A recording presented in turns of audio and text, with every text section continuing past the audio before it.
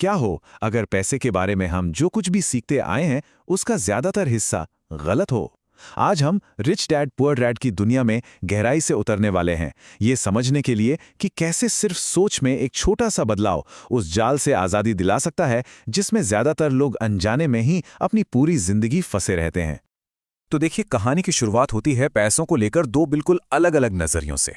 एक तरफ थे लेखक के गरीब डैडी, जो कहते थे पैसे का मोह ही सारी बुराइयों की जड़ है, और दूसरी तरफ थे उनके अमीर डैडी, जिनका मानना था पैसे की कमी ही सारी बुराइयों की जड़ है।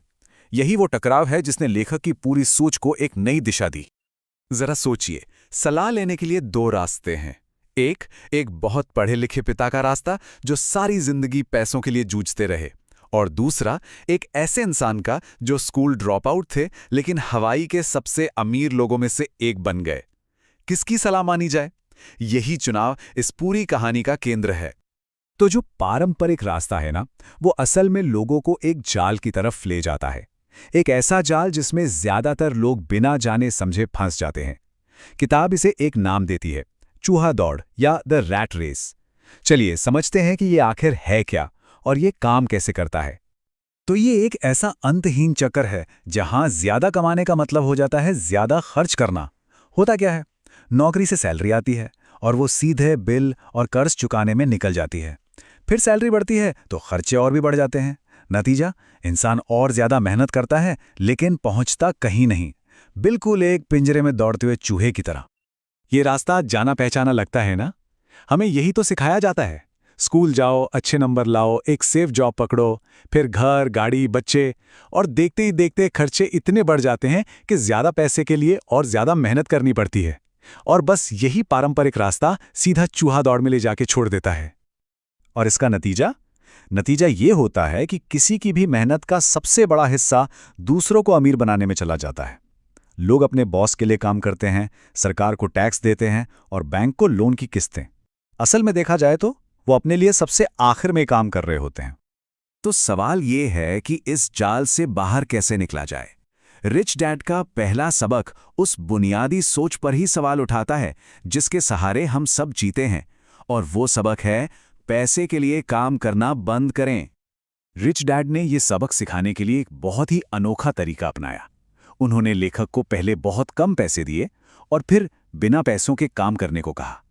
मकसद ये नहीं था कि उनसे मुफ्त में काम करवाया जाए, मकसद था कि उनके दिमाग को सैलरी के लालच से आगे देखना सिखाया जाए, ताकि उनकी आंखें सिर्फ सैलरी स्लिप नहीं बल्कि मौके देखना सीखें। और यही वो एक सोच है जो अमीर और बाकी लोगों में सबसे बड़ा फर्क पैदा करती है। गरीब और मिडिल क्लास के लोग पैसे के लिए काम करते हैं, वहीं अमीर लोग पैसे से अपने लिए काम करवाते हैं। वो ऐसे सिस्टम बनाते हैं जो उनके लिए 2400 घंटे कमाई करते रहें, चाहे वो काम कर रहे हों या नहीं। लेकिन सवाल ये है कि पैसे से अपने लिए काम करवाया कैसे जाए। इसकी चाबी एक बहुत ही सीधी साधी लेकिन बेहद शक्तिशाली बात समझने में छुपी है। वो है संपत्ति और दायित्व के बीच का फर्क। यही वो ज्ञान है जो उस चूहा दौड़ का ताला खोलता है। तो फिर अमीर बनने का वो एक नियम, वो क्या है? नियम बहुत सीधा है, बस संपत्ति और दायित्व के बीच का अंतर समझना है, और हमेशा संपत्ति यानी एसेट्स खरीदने हैं। सुनने में ये बहुत आसान लगता है ना? लेकिन ज्यादातर लोगों के आर्थिक संघर्ष की वजह इसी एक नियम को नजरअंदाज करना है। और इनकी परिभाषा इससे आसान नहीं हो सकती। संपत्ति यानी एसेट वो चीज है जो जेब में पैसा डालती है, और दायित्व यानी लायबिलिटी वो चीज है जो जेब से पैसा निकालती है। बस यही फर्क है। चलिए इसे कैश फ्लो के जरिए समझते हैं। देखिए, गरीब लोगों के मामले में पैसा नौकरी से आता है और सीधा का सीधा टैक्स, किराया, खाने पीने जैसे खर्चों में चला जाता है। इनकम आई और चली गई, कुछ भी नहीं बचता। अब आते हैं मिडिल क्लास पर। यहां कहानी थोड़ी और उलझी हुई है। पैसा नौकरी से आता है, लेकिन फिर वो जाता है लायबिलिटीज यानी दायित्वों को चुकाने में, जैसे कि घर का लोन, गाड़ी का लोन, क्रेडिट कार्ड के बिल। और ये लायबिलिटीज और भी ज्यादा खर्चे पैदा करती हैं जो उन्हें उसी चूहा दौड़ में फंसाए रखती हैं। और अब देखिए अमीरों का कैश फ्लो, ये पूरी तरह से अलग है। उनका सारा ध्यान अपनी संपत्ति यानी एसेट्स बनाने पर होता है, जैसे स्टॉक्स, रियल एस्टेट या बिजनेस। ये एसेट्स उनके लिए इनकम पैदा करते हैं और फिर उस इनकम से उनके खर्चे पूरे होते हैं। इससे उनकी संपत्ति लगातार बढ़ती रहती है और एक शक्तिशाली चक्र बन जाता है। तो इन कैश फ्लो पैटर्न को समझना ही सब कुछ है। जब कोई गरीब और मिडिल क्लास के पैटर्न से निकलकर अमीरों के पैटर्न को अपना लेता है तो वही आज़ादी का रास्ता है। और ये एक ऐसी रणनीति है जिसे कोई भी अपना सकता है। तो ये असली एसेट्स दिखते कैसे हैं? ये वो चीज़ें हैं जो बिना किसी के लगातार काम किए पैसा कमा कर देती हैं।